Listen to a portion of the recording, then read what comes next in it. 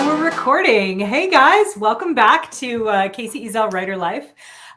Today's another super cool video. I'm so excited to introduce you to yet another writer friend of mine. Please welcome Ian J. Malone. Ian, thanks so much for coming on the channel, man. It's good to see you. Oh, pleasure is all mine, Casey. Yeah, big fan of the show.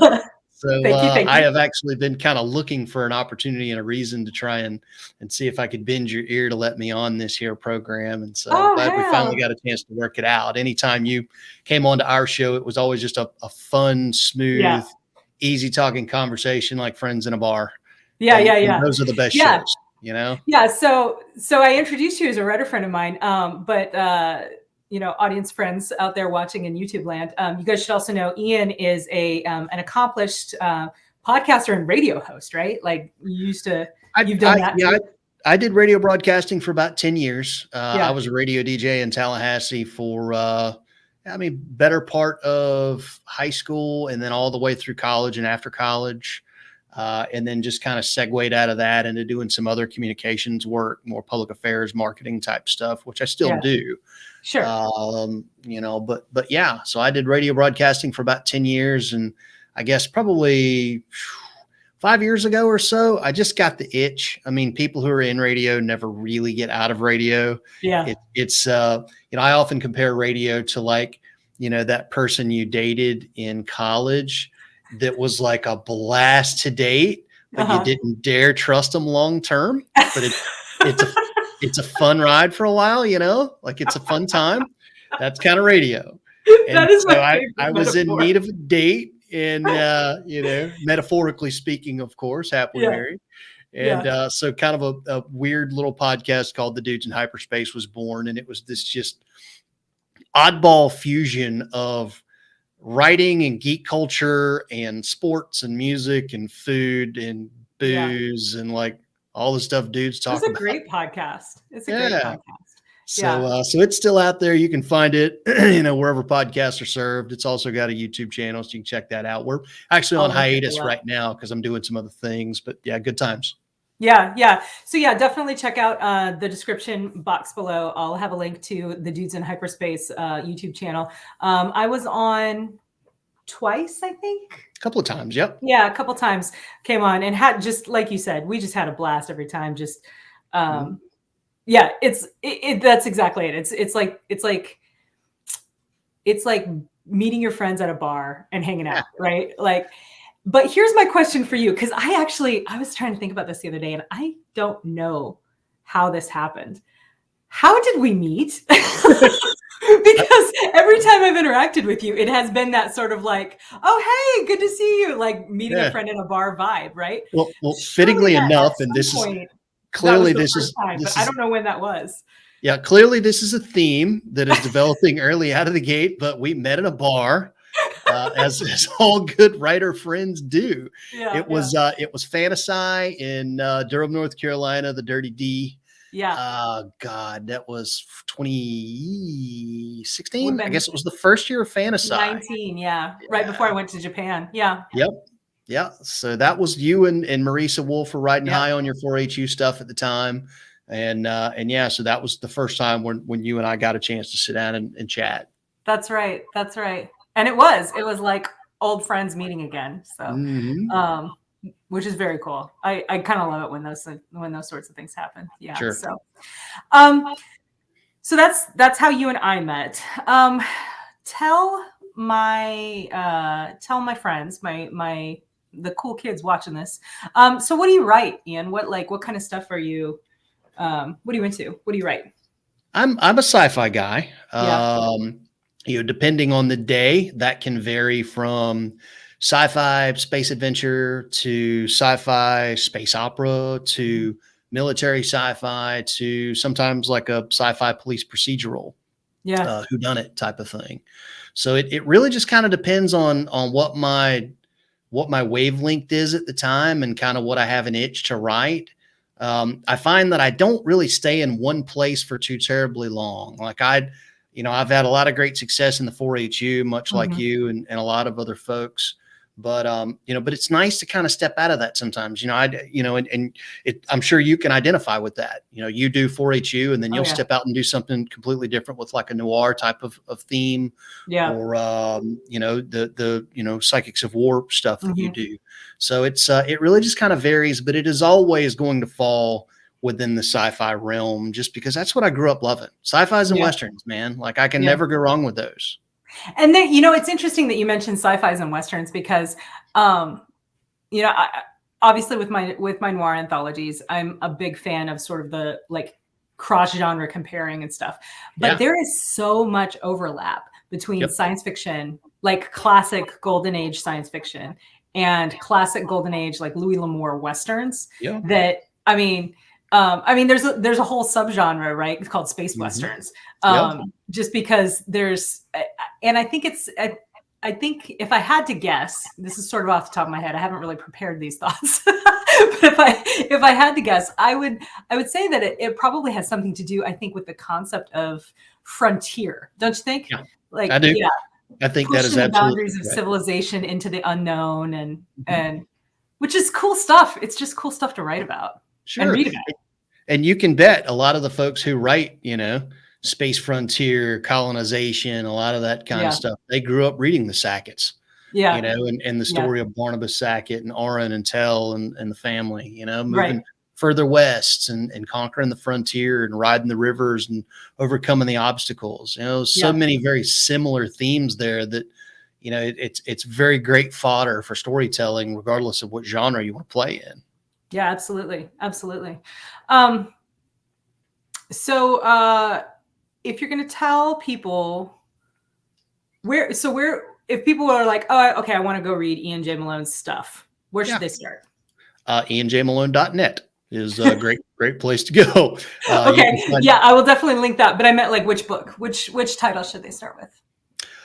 it depends on what your flavor is. If you're Okay. military sci-fi, then you'll want to start with Freebird Rising, which was book one of a trilogy that I did in the 4-HU. Yeah. Which If is you a want, hilarious trilogy, by the way. Like yeah, all we the had a in lot of joke. fun I with mean, it. you can kind of tell from the title, Freebird Rising, like Yeah. it's exactly what you think it is. It is about a kid named Van Zant from Jacksonville, North Florida, whose brother died in a tragic starship accident, and now he's Yep. got to resurrect the family business. Yeah. That's right. That's right. It's So great. It's great. that was a fun series. And I know I'm getting off on a tangent here, but that was a fun series to write, just because so much it did that story did two things. Like it delved into kind of the early deeper origins of the 4-HU. It was one of Yeah. the first books to really kind of step into that. Okay, what came before? Yeah. Let's peek behind the curtain of how a lot of this that we are now seeing in the present day 4-HU came to be. Yeah. What's the So backstory? Yeah. yeah. So, I mean, it was one of the first books in the 4-HU series to do that. But, for me, it's always going to come back to character and what do I identify with this person? Why do I care about their journey?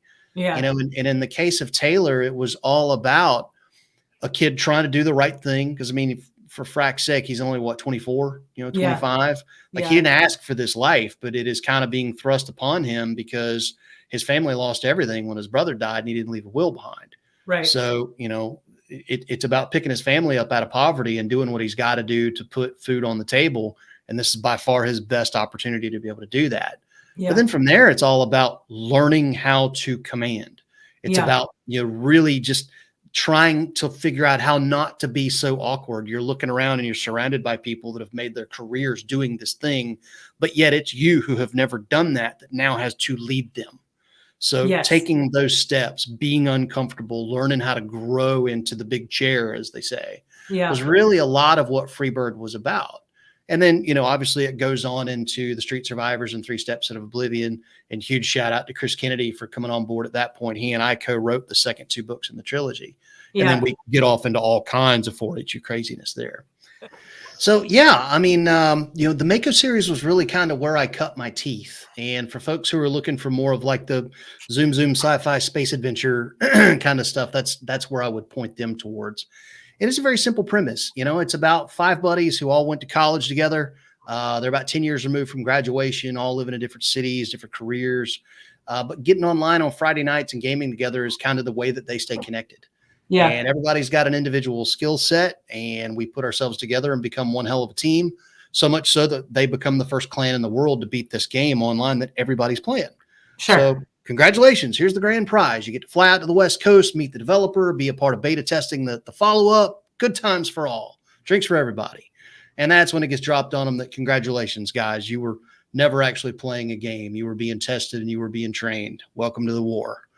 Yeah. And I mean, that's a familiar premise. Anybody that's seen The Last Starfighter or Red Ender's Game, I mean, like everybody's played with that trope. Sure. But what I wanted to do was introduce more of the A team element. Like the A team was, I grew up on that kind of stuff where everybody's got a personality, a very big personality. Yeah. Everybody's got a skill set, and the whole is greater, than the parts. Yeah. Yeah. And so that's really kind of where the Mako series lives. It's got a lot of action. It's got starfighters. It's got blasters. It's got high octane, fast paced action.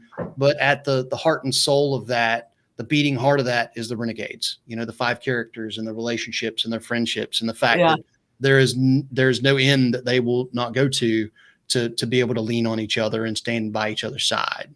Yeah. So that's kind of that. If you're looking for more of the kind of sci-fi whodunit police procedural type of thing, I would point you toward either Colonies Lost, which follows a disgraced U.S. Marshal who takes a freelance case to find a missing girl for money and ends up coming face to face with the descendants of the lost colony of Roanoke Island on another planet. Oh, very cool. Yeah. And then another one I did that's kind of that ilk is Detron City Vice. That is set in the Mako universe, but it's a bit after the saga, so it's a standalone read.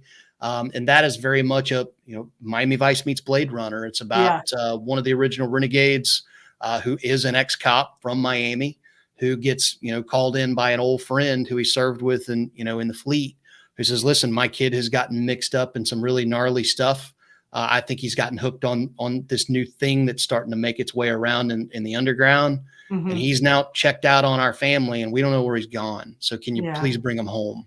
Yeah. And so, Danny's got to go out, and it's drug runners, it's smugglers, it's infiltrating that, the underbelly of this world, and captains and lieutenants and undercover work and all that kind of stuff to find this kid with a really badass 80s soundtrack, because sci-fi or not, you can't write Miami Vice without music. Yeah, you're right. You're absolutely right. So so that's kind of what I do. That's really kind of the 3 or 4 entry points that I would point people toward if they want to kind of demo what I do. Yeah, check out your stuff.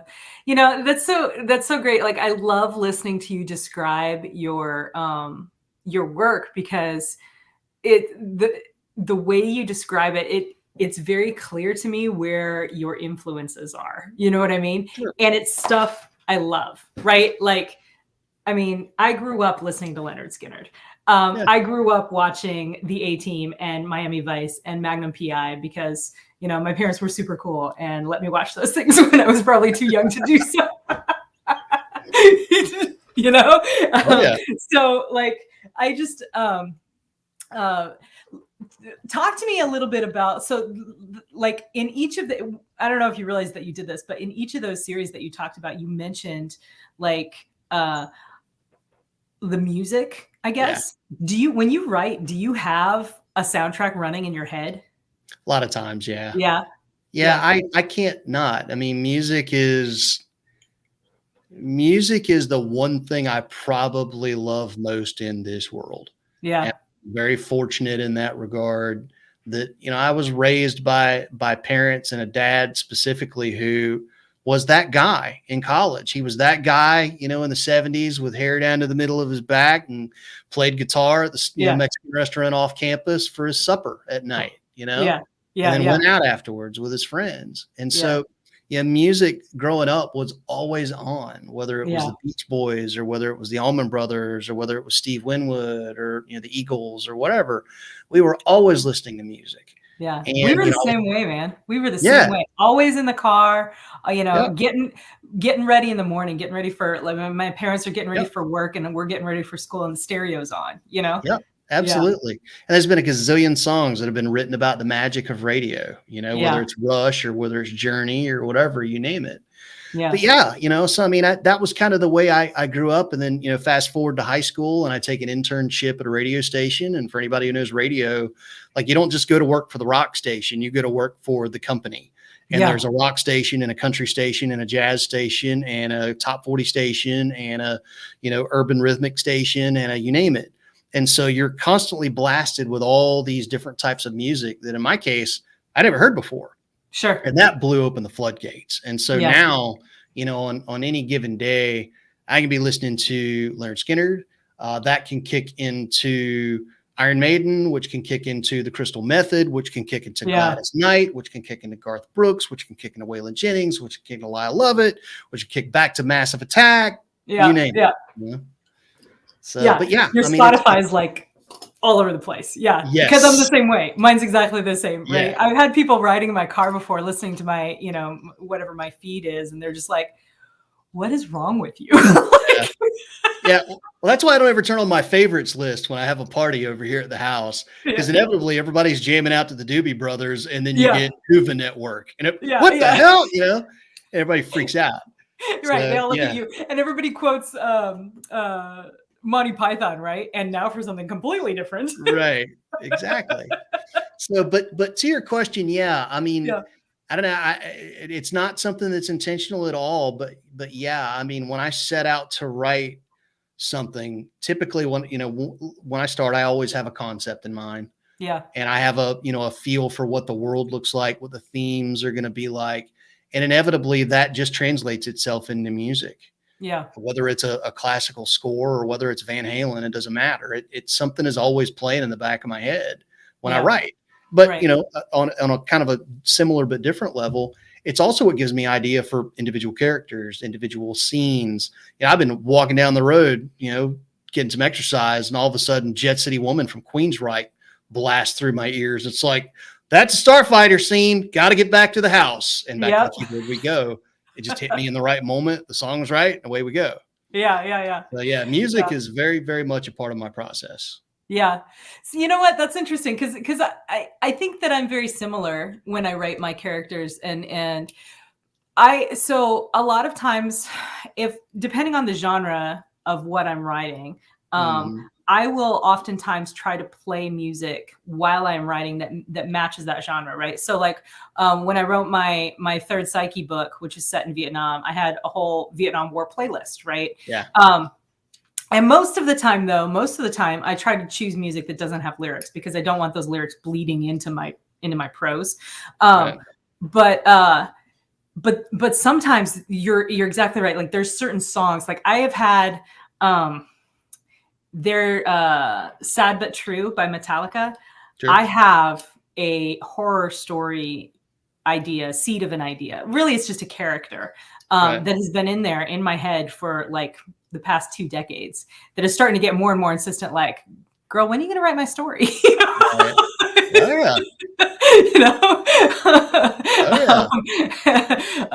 But yeah, and it's totally just because of that song, of how the song sounds and the interplay between the lyrics and the music and the rhythm of it and just the mood of it and everything like that. Yeah.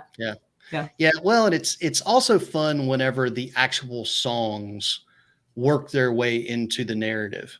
Yeah. In the Mako series, the first book I ever wrote, there's, two of the people on the team are, Lee Summerston, who's kind of the leader, and then Mac, who's a, bartender that became a good friend of theirs years earlier. And she's, very much come up running with the boys and gaming, and she's a shit talker and all of that.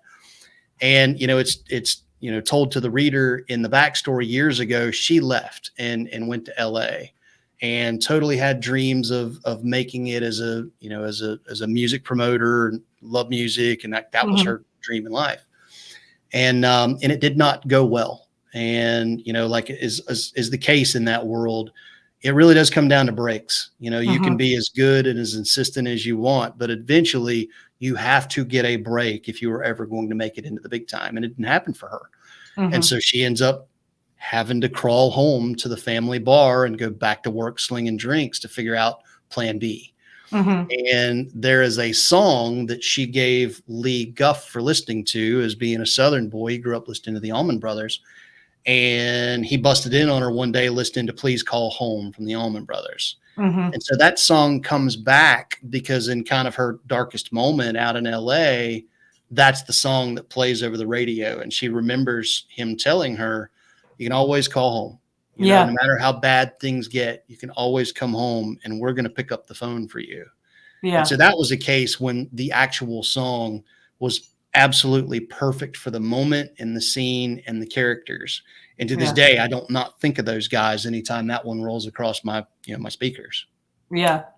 I have a similar anecdote. I wrote in the Murphy's Law List series with Chuck Gannon. When we did I think it was season 2, when we did the compilation, the Chuck asked us for like an additional scene to include in the overall compilation, right? So that people felt like they had, like they were getting adequate value if they'd already bought the novellas and then, wanted to buy the omnibus edition. So the additional scene that I wrote centered around music, and there's a very old song called "You Belong with Me," and it's like shortly post World War II era. It's a beautiful song, and it's got just these gorgeous lyrics, in it, like, which obviously I can't include the lyrics because they're copywritten in the story. Sure. But I can quote them here because that's fair use, I promise. Where she says, fly the ocean on a silver plane, see the jungle when it's wet with rain, just this beautiful, like really vivid imagery. But the point of the whole song is, go out, have your adventures, have your fun, save the world, do your epic deeds, but come back to me because you belong with me. Right. And for if you're familiar at all with the story of the lost soldiers in Murphy's Law List, there's no going home for them because the world that they knew disappeared 100 years ago, if not more. And also they're on the other side of the galaxy, right? So, or shit, more than the galaxy. So there's no way home for them. So the real emotional moment of that scene for me was when I had the point of view character, realize, oh, they're playing the song. That's a terrible idea. It's gonna make everyone sad. But the performers, and this was the way that I got away with not busting copyright law, was the performers changed the lyrics, and they changed it to be, less about go out and do your epic deeds and come back to me, and more about go out, live your life, find joy, find love, and just remember me, and it's when I wrote that scene, and then when I reread it, and then when Chuck read it, and then when I sent it to Kevin Eikenberry, because I was actually using his character was the singer in that scene. And when I sent it to Kevin, he said the same thing. He was like, oh, that is a gut punch. Like that is a very real emotion. That's something that is very universally applicable, that we can all like, whoa, we can all kind of feel that. And I think that it's that much more powerful because when you hear music and you hear it in your head and it conveys that emotion on another level besides just the words and the meaning of the words that go along with it. Does that make sense? That totally makes sense. Yeah. No, believe me, I hear you.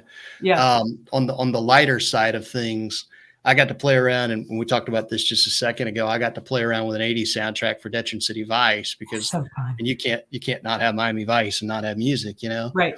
And the way I wrote that in was there was a kid that I had introduced in the final Mako Saga book who is this, terror genius engineer, but he's got what is essentially like a form of extreme autism, right? Mm-hmm. He's got all these nervous tics, basically spent half of his life on the street until kind of the doctor that they run with picked him up and gave him a place to stay. But he's this nervous, just weird, socially awkward to the max character. And so, I tell you in Vice, it's been about 5 years since the events of that story. And this kid has learned to get a good bit of that under control by music therapy. Mm-hmm. And so, when he's working now, when he's trying to think, there's always music on in the background because it just helps him keep track of his thoughts and stay on task with what he's trying to do. Yeah. And because he's hanging out with a guy from present day Earth who's in his 40s, it's the 80s. Yeah. And so that's how you get Phil Collins and you get Glenn Frey and you get U2 and the Police and, Journey and Duran Duran and all that kind of stuff. Yeah. So, and those are moments too that, you don't have to quote the lyrics. You can drop the song, and if it's timed right and you've painted the picture of the scene properly, just the mention of the song title immediately keys the song in the reader's head, and we're off to the races. Yes. And that's fun to play with. That is fun to play with. So, speaking of fun to play with, you want to play a game? Sure. Okay. This is this I apologize if this puts you on the spot, but this is like a conversation game that I play at work with my crews sometimes, and I think you'll really dig it. So, right. Your life is being fictionalized as an action movie, okay? And like all good action movies, it has an incredible score. And so I'll name a scene, and you have to tell me what song is playing in the during that scene in your action movie. Okay. Okay. All right. So, like, for example, I'll start, right? So after the opening credits, in the very beginning of the movie, where you see me like driving through my neighborhood and establishing like my this is the normal life, right? This is my normal world. The song that I would have playing, there's several contenders, but this is the one that I'm in the mood for right now, is Living Dead Girl by Rob Zombie. Okay. So you see how this works? Yep, I think I got you. Okay. So now it's your turn. Same scene. You've done the opening credits. They're showing you driving away from your house, going to work. It's your normal world. What's your song? So the low-hanging fruit would be Taking Care of Business. So I won't go there. I'm going to go with Give Me American Band from Grand Funk Railroad. Oh, that's a good one. Yeah. We're an American Band. Yeah, that's a great song. It's a great song. Okay. Awesome. All right. So that's how it's played. So the next scene is you are walking into, and I'm probably going to skip around the movie a lot, so forgive me. It's not really a very coherent script. You are walking into you're walking into a nightclub. The place is packed. You have to go to the bar to meet up with a contact. So you walk up to the bar, and you're like, countersign is that you order a specific drink. You order the drink to the bartender. The bartender gives you a nod, turns away as if to make the drink, and the guy next to you turns around, and that's your contact. Just as he starts talking, the DJ drops like some massive hit, and the whole place, like, not literally explodes, but like everyone gets real excited, like, ah! Yeah. What song does the DJ drop? If it's a club, I'm going to go with the Crystal Method remix of Rebel Yell from Billy Idol. Just a good, hard-hitting industrial techno tune, but with a familiar vibe that everybody knows, and so it always puts a fist in the air. Yeah, and you can almost see the dance floor jumping, literally jumping. That's awesome. I think mine. I have a lot of options for this one, but the one that I pick a lot of times is kind of out there. But it is the Leo Moracoli metal cover of Baby Shark. And I know it sounds ridiculous, but if you go and look it up on YouTube, it is banging. It is banging. God. It's not metal, but have you ever listened to Me First and the Gimme Gimmes? Look them up when you get offline. That sounds really familiar. They are a spoof band that plays like rock and ska versions of popular songs, and they're epic. You'll love them. That's awesome. Yeah, that's awesome. Okay, next question. You are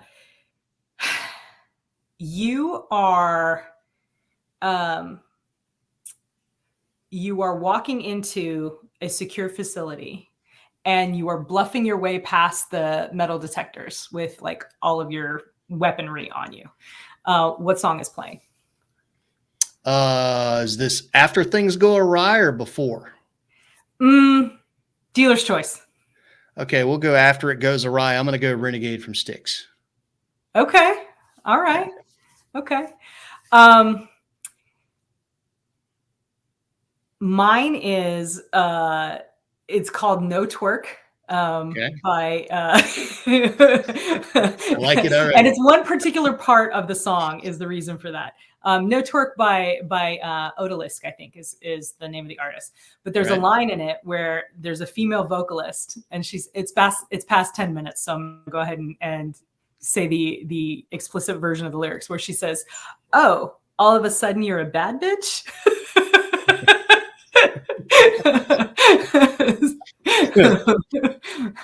All right. Classic iconic scene. We'll do this one. We'll do one more, and then that'll be it. All right. Classic iconic scene. You're walking out of a building. You walk across the it that has steps coming down from it. Right. You walk out.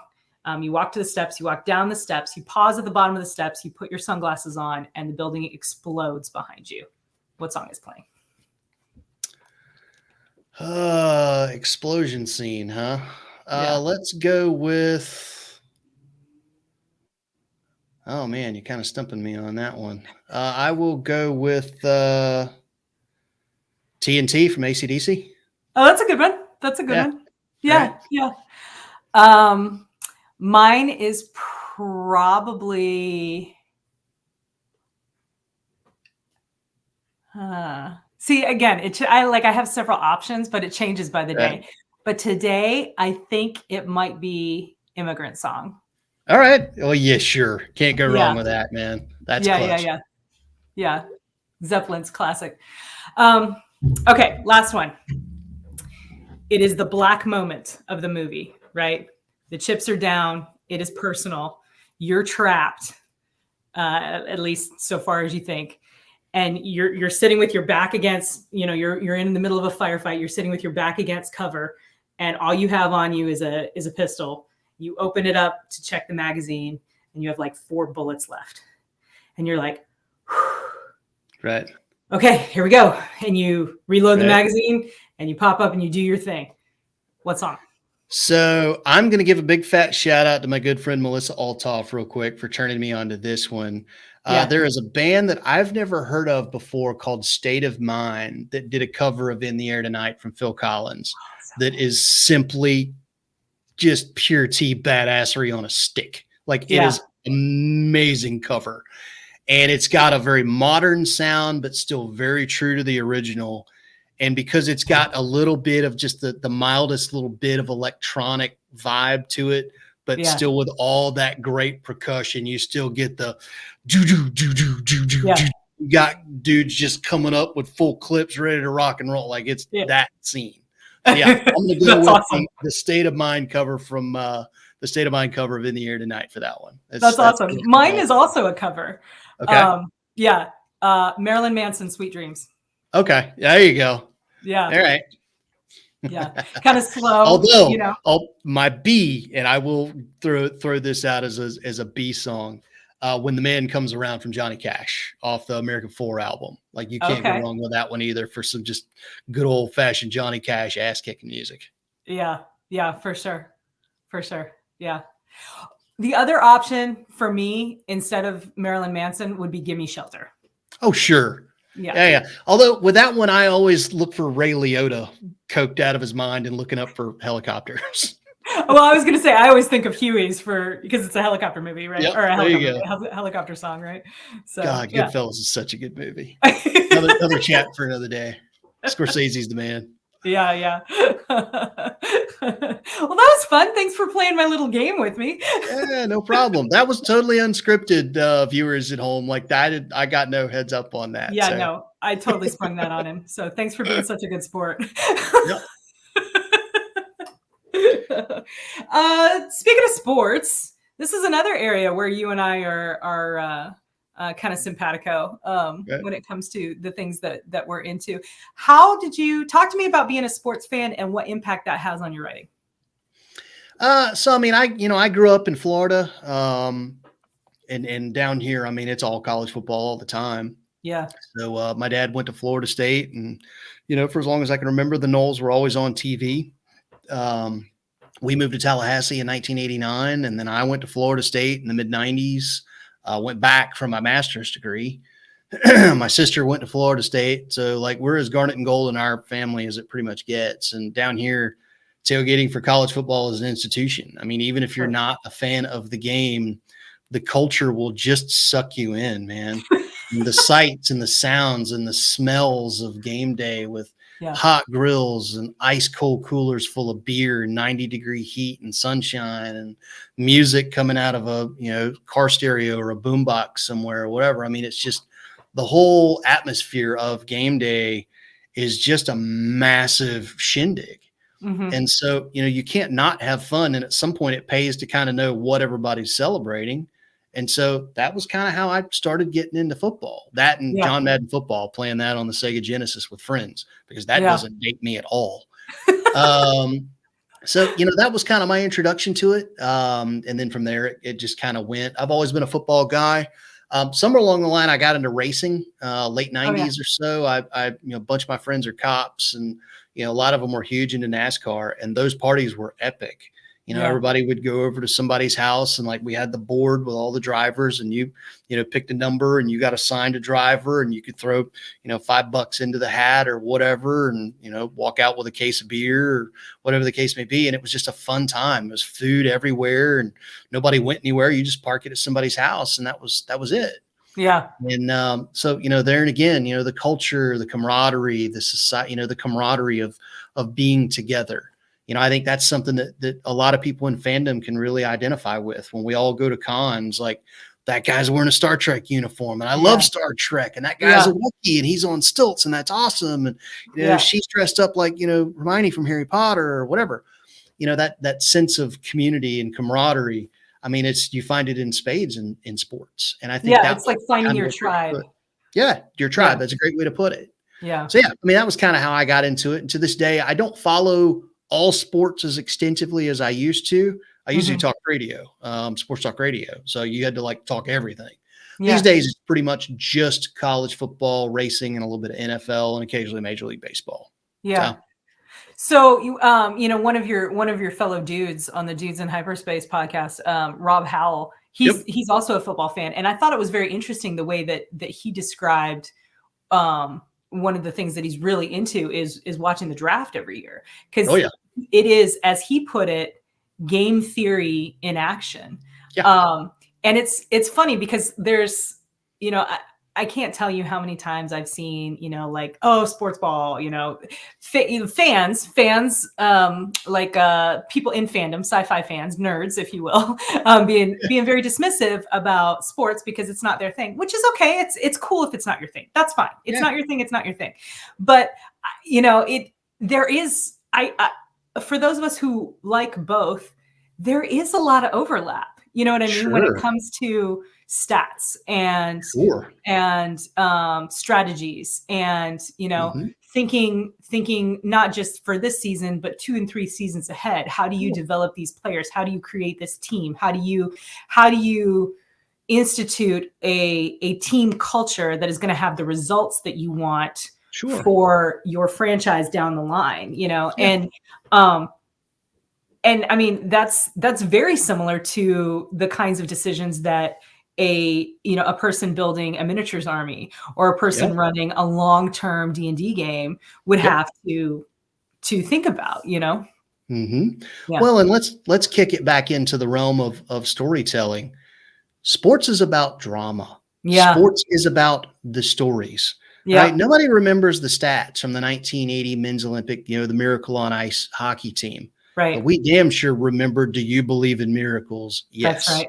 And we remember that team. We remember how, who they were and what they stood for and the odds that they were up against. It was the quintessential David and Goliath story played out on the ice in 1980.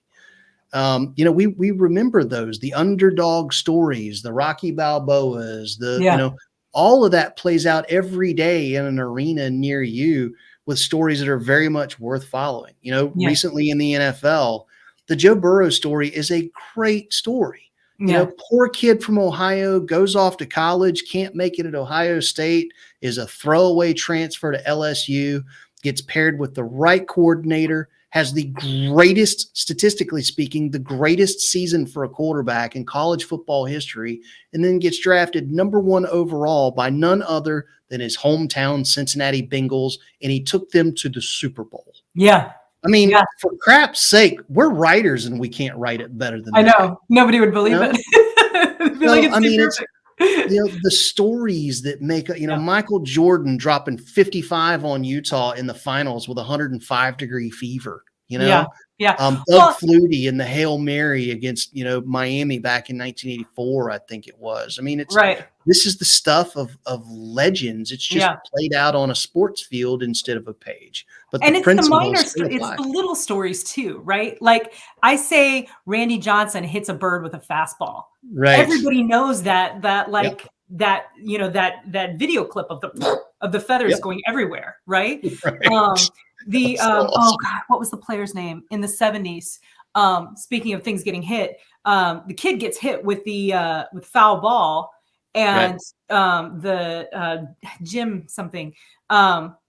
He sees it and he hops into the stands, grabs the kid, and there's that like phenomenal photograph of this player holding this kid with like blood all over his uniform as he takes the kid out of the stands and takes him to the team doctor who saves the kid's life. Right. Yep. Yeah. I mean, these are the stories that people remember. It just they play out on the field. I mean, look at the impact that the DeMar Hamlin situation for the Bills last year had on the world.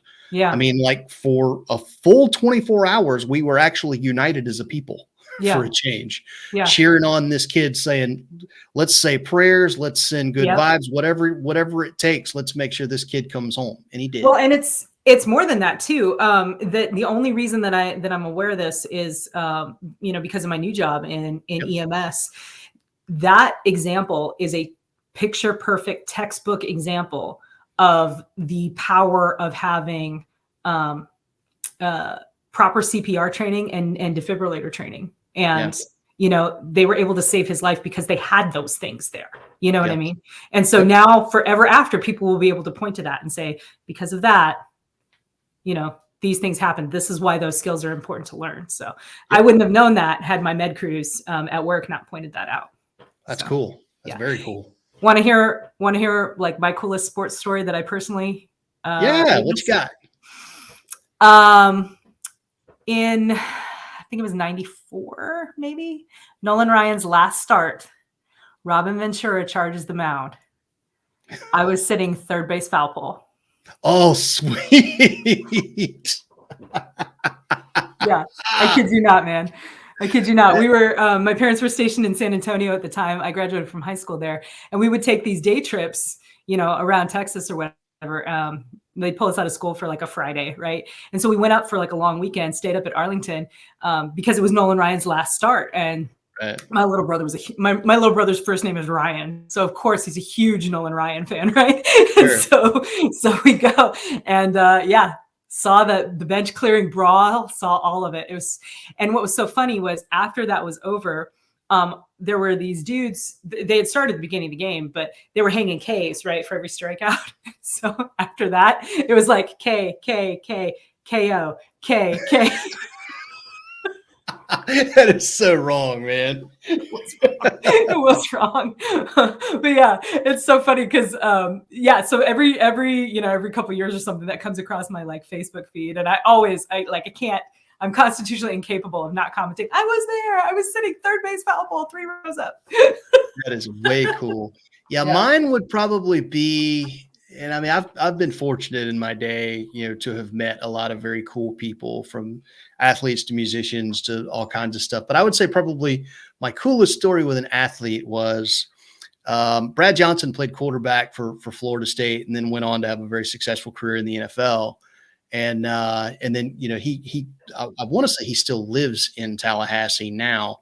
And every year he has a charity golf tournament. And so a lot of former teammates from the league will come down to Tallahassee and play golf and whatnot. Well, they have a kind of a little soiree at the clubhouse afterward when, VIPs can meet and greet and all that and drop donations and, all that kind of stuff. And so I got an invite to be able to go to the VIP meet in the clubhouse. Oh, and cool. I'm like surrounded by, all of these people that I'm sure I know. But I'm visually impaired, right? So I can't really see faces very well. I key on voices long before I, know who I'm talking to by face or figure. So that kind of put me at a bit of a loss because none of these guys are wearing big numbers that I can see on jerseys, Yeah. or whatever. So I really have no way to tell kind of who's who, with a couple of exceptions of people that I recognized. So I'm standing at the the food bar, grabbing a snack and hanging out. And this, very, very large man comes over to me and I'm like, "How you doing, man?" I'm just 22-year-old kid striking up a conversation. He's like, "Hey, how you doing?" I was like, "I'm Ian. I didn't catch your name." And he looks at me. He goes, I'm Chris Dolman." Chris Dolman was like former All-Pro, defensive lineman for the Minnesota Vikings, other people. Yeah. I was like, "Oh, okay." I was like, "Good to meet you, Chris." I was like, "Just FYI, man, I'm legally blind, so don't take it personal, man. I just don't see faces real well." And he stops and goes, "Oh, well, hey, man, you need a hand? Like, we can get you hooked up. Like, what you need, man?" So, like, me and Chris Dolman just start hanging out. And I'm like, "All right, Chris, have a good day, man. It's good talking to you." "Yeah, Ian, be good, man." So I'm cruising around talking to some other people. I get ready to leave. Chris is like, "Ian, you out?" I'm like, "Yeah, Chris, I'm getting out of here." "All right, dude, we'll see you next time, man." Like, "All right, Chris Dolman, take care, buddy." That's awesome. Oh, that's awesome. Chris Dolman, man. Very cool. Very cool. Yep. You got a sports book coming out. I do. Yep. Yeah. That is my brand new release. As I understand it, it will be coming out, I think, the day after this video drops. So March 17th is our release day, and it is titled The Last Argonaut. Great. And it is set in Kevin Steverson's salvage title universe. Yep. So really excited about it too. I think it took me the better part of about 9 months to put together. But when I turned it in, I told my wife, I said, "I really think we got something special here." It is a fun, feel good story. Cool. When I wrote the 4-HU stuff with Chris, was a lot of big stakes and a lot of very heavy stuff that was going on, like end of the world, into civilization. The SIs are going to kill us all kind of deal. And when I wrapped up with that, I knew I kind of wanted to write something a little bit lighter. And I was hanging out on the back patio at Fantasy with Kevin Steverson. And he said, "Listen, I want to talk to you about something." I said, "All right, what you got?" He said, "You've read the salvage books." I said, "Yeah." He said, "Then you know about Warball?" I said, "Yeah, I know it's a game that's mentioned in popular culture, and supposedly it's like really extreme football, rugby, MMA type of deal. Yeah. But what about it?" He's like, "Well, that's the extent of it. It's been mentioned in popular culture, but nobody's actually seen it. We want you to tell that story. We want you to make Warball and tell a story about Warball. You're a sci-fi writer, but you're a former sports writer. Like, you have the skill set that we think could make this work." Yeah. And so I said, "All right, that sounds exactly like kind of what I'm in the mood for, light and fun." And initially I was like, "All right, cool. We're going to take like every sports movie ever, from The Replacements to The Longest Yard to Friday Night Lights to Varsity Blues to whatever. We're going to throw them all in a blender and throw in some aliens and spaceships, and that'll be kind of what it is." But ultimately, in any sports story, particularly when there's a team involved, you're going to get the speech, right? Yeah. The coach's speech. Yeah. And so I knew going into it, the challenge is, how do I craft a story that makes that speech matter? Because it's very easy just to throw one of those out and win one for the Gipper, and everybody expects it. And, it's just what you do. And it ultimately, it's going to come across as just flat and contrived. And that's it. As is so many sports movies in the Walmart DVD bin.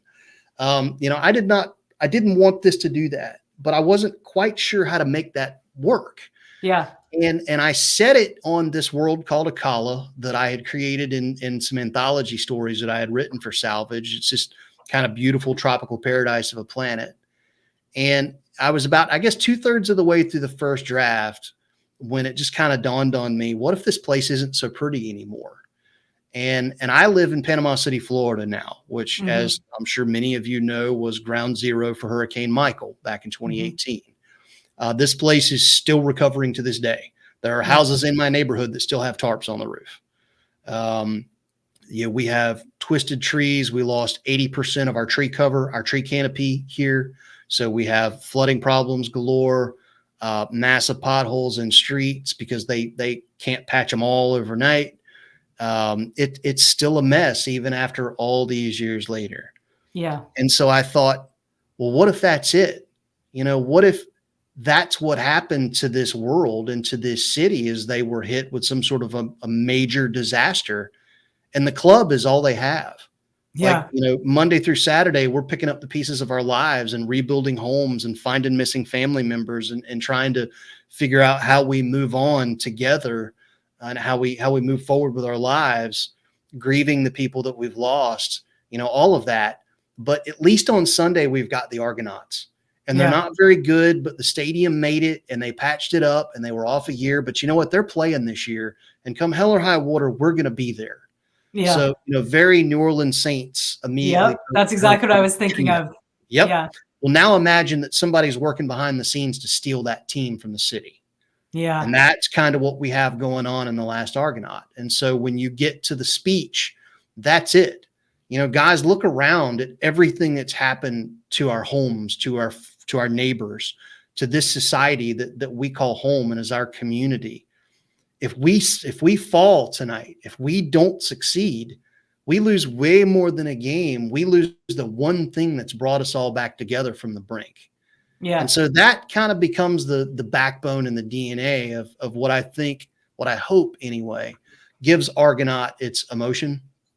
Beyond that, there's a ton of fun stuff in there, from all of your different player personalities to the quarterback, to the wide receivers, to the running backs, to all of that.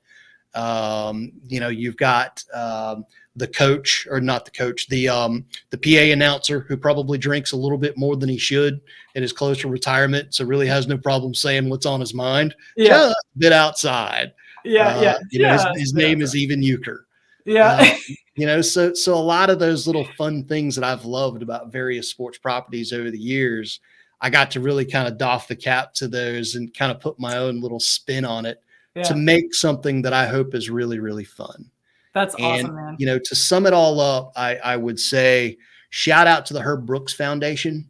Herb Brooks, as most should know, was the head coach of the 1980 men's U.S. Olympic hockey team, the Miracle on Ice team. He has a famous quote that great moments are born from great opportunities. And we reached out to the Herb Brooks Foundation, and they granted us permission to use that quote on the book back cover. Hell yeah. So that That's really awesome. sets the tone for, I think, what this story is, but set 9,000 years in the future on a distant world with aliens and spaceships and Star Trek. As it should be. As it should be. I Dude, tell that's people, awesome. I cannot wait to read this book. I really can't. Throw the Replacements and Guardians of the Galaxy in a blender, and that's kind of what we're going for. That's what you're ending up with. That's so cool. Yep. That's so cool, man. Because you're right. There's so much I love about sports movies, right? Like, like you said, the speech, those real, gut check moments where it's like, I was trying, while you were talking, and you mentioned so many great sports movies. Like, I was thinking about this, and I think if I had to choose my favorite sports movies, I'd have to break it down into two categories, because there's the gut check, like I said, like the ones having to do with like principles of teamwork and hard work and coming together and overcoming obstacles together.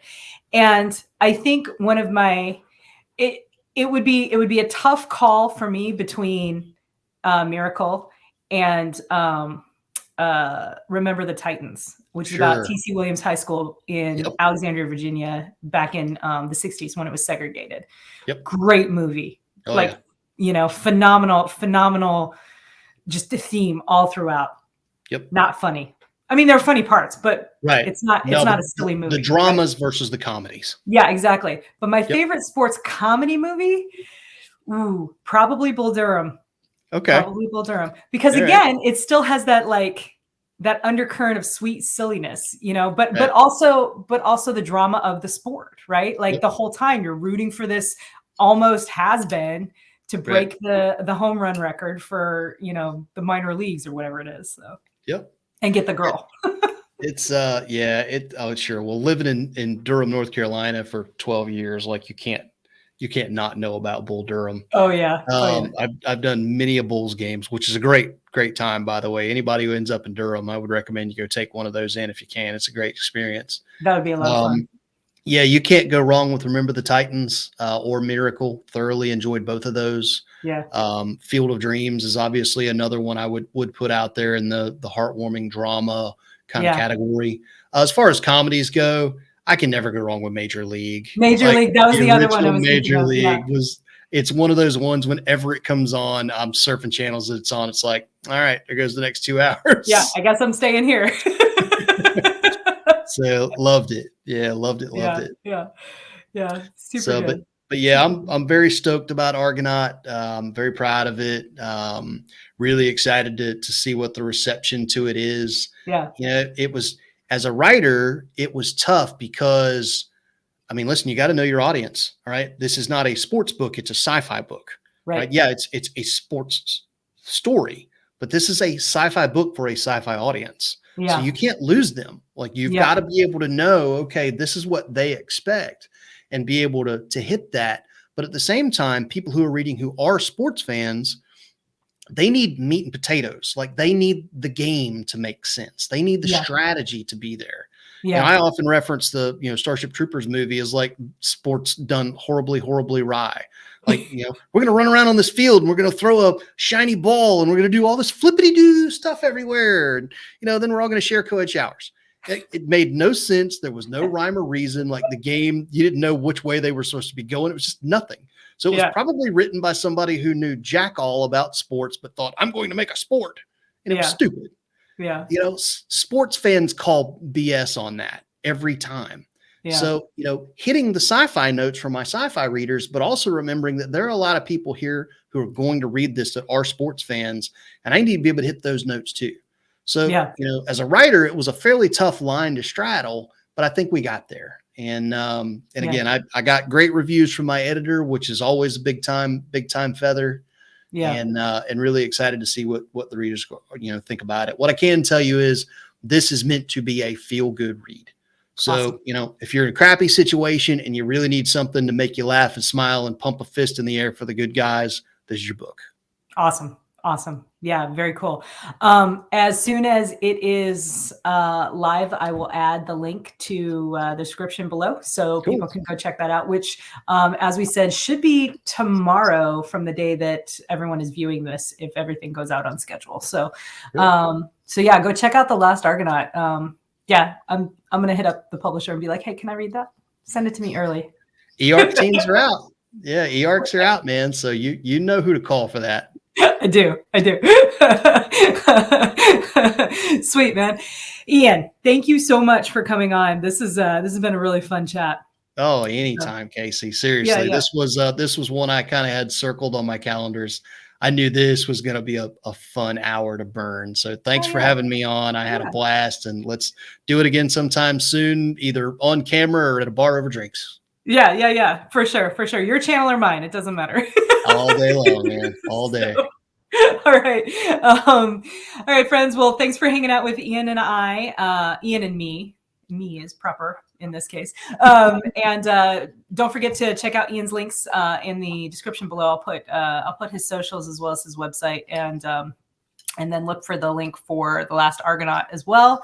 Go read it. And once you've read it, if you love it, which I'm sure you will because it sounds amazing, leave a review because those are super helpful. And we love them. So we do. All right. Last rounds. Anything else to add, Ian? I don't think so, man. I think we pretty well covered it. Next time we can debate, 70s versus 80s versus 90s rock and go down that rabbit hole. Oh man. There's so many great things about all of them though. Like I know. Yeah, we'll definitely put that one on the calendar. If you like this video, guys, please make sure that you give us that Chuck Yeager thumbs up and consider subscribing so that you don't miss any of my my fun chats with any of my friends or other crazy shenanigans that I get up to. If I can steal a word from Marisa Wolf. It is one of her favorite words. Yeah, it is one of her favorite words. I think she just needs it tattooed on her ass, honestly. Marisa, that is Casey's suggestion. I'm just putting that out there. Jeremy, that's my suggestion. Jeremy's Marisa's husband. So, all right, you guys. Thanks again for hanging out. I'm Casey Zell, and this is My Writer Life. We'll see you.